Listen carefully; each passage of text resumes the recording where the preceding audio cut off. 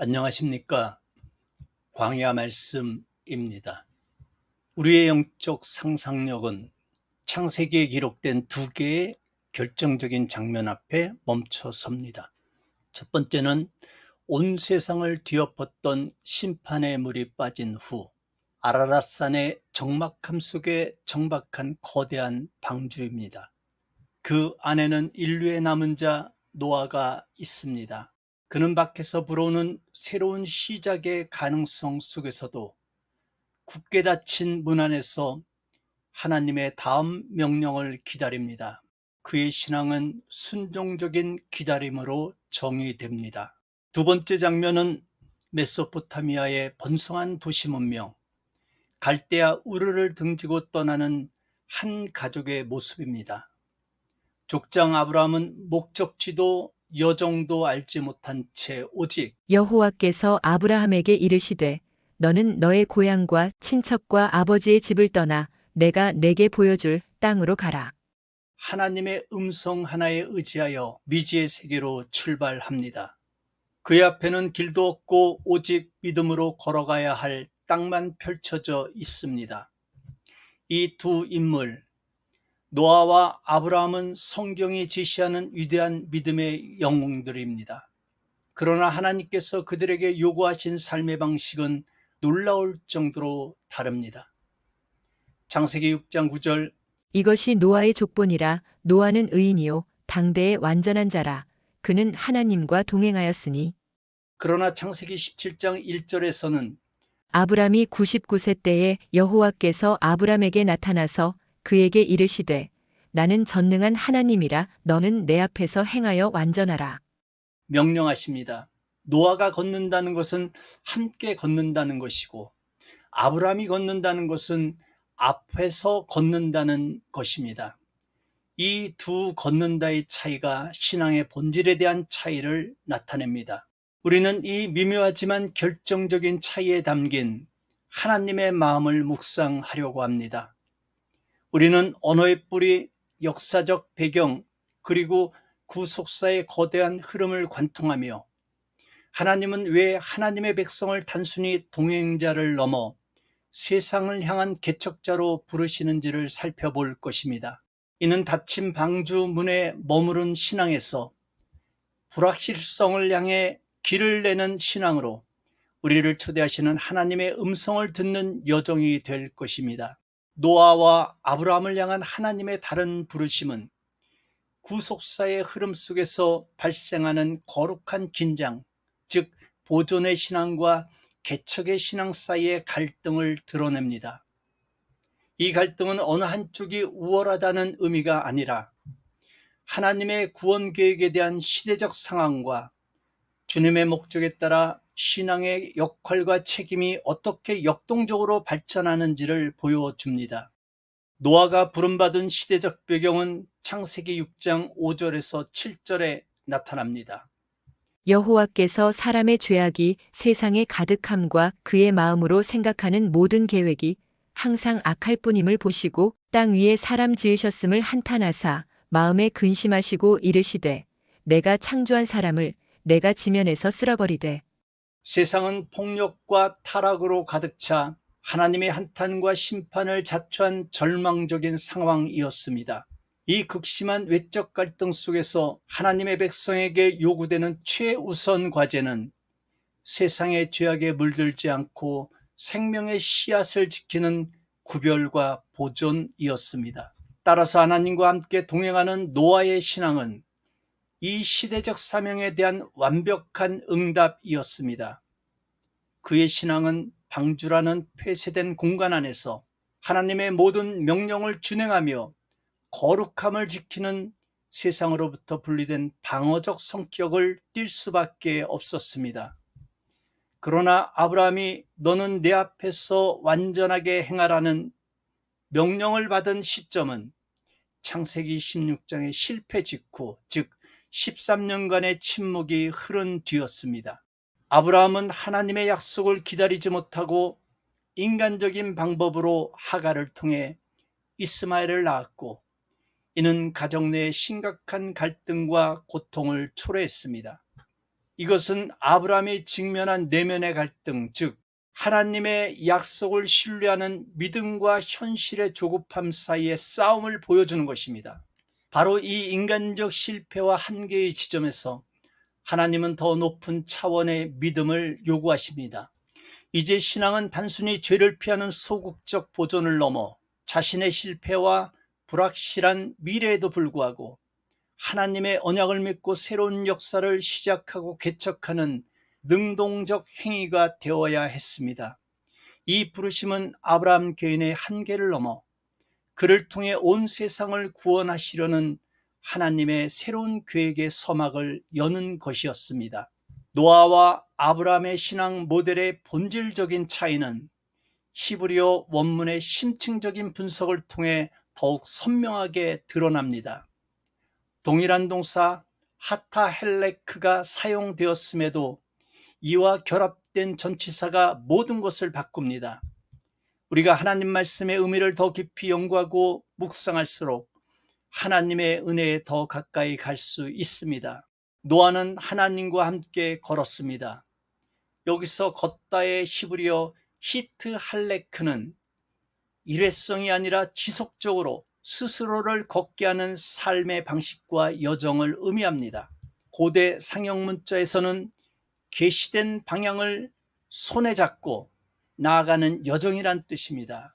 그러므로 성경에서 걷는다는 것은 단순한 물리적 이동을 넘어서 신학적 행위임을 보여줍니다. 전치사 에트, 즉 함께는 나란히 걷는 동반자적 관계를 말합니다. 이는 아들이 아버지의 손을 꼭 잡고 걷는 모습처럼 하나님의 주도권 아래 그분의 인도와 보호에 순응하며 발을 맞추는 관계적 순종을 강조합니다. 고대 근동의 문화에서 신과 함께 걷는다는 것은 신의 뜻에 완벽히 순종하는 충성스러운 신하의 경건함을 나타냈습니다. 노아 이전에는 에녹만이 이 영광스러운 칭호를 얻었습니다. 그러나 아브라함의 걸음은 내 얼굴 앞에서 나의 얼굴을 향하여 또는 나의 면전에서입니다. 이 표현은 완전히 다른 차원의 관계를 제시합니다. 이는 왕이 대사나 장군에게 미 개척지로 임무를 주어 파견하고 그의 왕의 시선을 항상 의식하면서도 왕보다 앞서서 길을 개척하는 모습을 연상시킵니다. 이것은 수동적 순종을 넘어 하나님의 권위를 위임받아 불확실성 속에서 주도적으로 판단하고 행동해야 하는 사명적 책임감을 요구합니다. 하나님은 아브라함을 단순히 순종을 넘어 하나님의 구원 계획에 동참하는 창조적 파트너로 부르신 것입니다. 아브라함의 부르심에 담긴 개척자적 성격은 고고학적 배경을 통해 더 분명해집니다. 그가 떠나온 갈대아 우르는 거대한 지구라트 신전과 과학 문명, 강력한 법률이 지배하는 고대 메소포타미아의 문명의 중심지였습니다. 그곳은 모든 것이 예측 가능하고 안정된 확실성의 세계였습니다. 그러나 아브라함이 향해야 할 가나안 땅은 여러 부족이 충돌하고 기후는 예측 불가능한 척박한 땅, 즉 불확실성의 세계였습니다. 아브라함의 여정은 눈에 보이는 문명의 안전을 버리고 보이지 않는 하나님의 약속이라는 불확실성 속으로 기꺼이 걸어 들어간 믿음의 순례였습니다. 유대계 전통은 노아의 신앙과 아브라함의 신앙의 차이를 더욱 극적인 이야기로 말합니다. 미드라시 탄후마는 홍수가 끝난 뒤 노아가 방주에서 나오는 명령을 받기 전까지 주저했던 모습을 들어갈 때 명령을 받았으니 나갈 때도 명확한 명령이 있어야 한다는 노아의 철저한 명령과 순종의 틀을 보여준다고 말합니다. 랍비 유다바 일라이는 만일 내가 거기 있었다면 나는 방주의 문을 부수고 나갈 것이다. 이것은 불경한 반항이 아니라 하나님의 더 큰 뜻, 즉 구원의 목적이 단지 생존이 아니라 깨어진 세상을 재건하는 것임을 이해했다면 구체적인 명령을 기다리는 것이 아니라 주도적으로 행동했어야 한다는 거룩한 열망의 표현인 것입니다. 이는 노아의 동행하는 믿음을 넘어 아브라함의 앞서 행하는 믿음의 본질을 꿰뚫는 통찰입니다. 노아의 순종적인 동행에서 아브라함의 개척자적 사명으로의 발전은 성경 전체를 관통하는 하나님의 구원 계획이 어디를 향해 나아가고 있는지를 보여주는 이정표입니다. 그리고 이 모든 이야기의 정점에는 바로 예수 그리스도가 계십니다.